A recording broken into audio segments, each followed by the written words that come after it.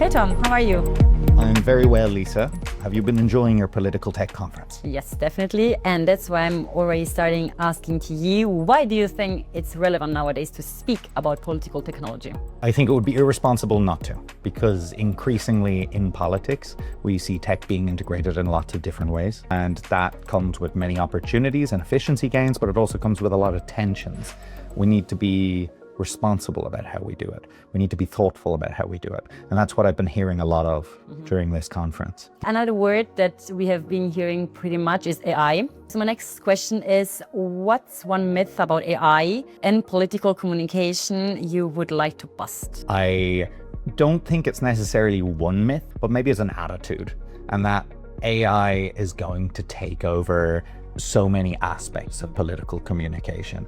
I think that we already see a response to people's feeds being filled up with AI slop. And people are demanding more and more authentic communication, more kind of human connection, and more actually real life connection too. That doesn't mean that the kind of online space isn't important. It just means that it needs to be grounded in humanity. So my next question is, how can you institution balance innovation, another very important word that we hear pretty much here at the conference, in communication with trust, transparency and regulation? It's not easy for an institution to figure that question out, because the institutions need to, at the same time, kind of be responsible and not kind of go and spend money like just emerging tech that may or may not ultimately be worth it. But also, they have a responsibility to look at how these areas are developing and to essentially make their systems more efficient or make their communication methods more efficient and get more bang for buck while spending public money. I think the best way to think about it is that the European institutions, they shouldn't be early adopters, but they should be smart followers. To do that, they need to be listening and learning all the time. In 5 years, according to you, what will a successful EU institutional communication look like? And try not to make a habit of predicting the future. Though I suppose in 5 years, everyone will have forgotten what I said today.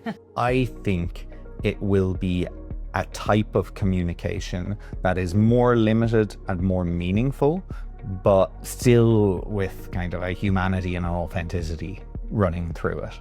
I think, for example, I would like to see EU communications with better and more targeted audience definition, with more limited in ambition but meaningful and achievable objectives, with more clarity around the role of communication in the policy-making cycle, where comms is fully integrated into the policy-making process and is driving policy support and indeed policy goals. If you have all of those things really well defined, it will make it so much clearer what tech can help with and also what tech can't help with. So I think a more thoughtful and selective European communications.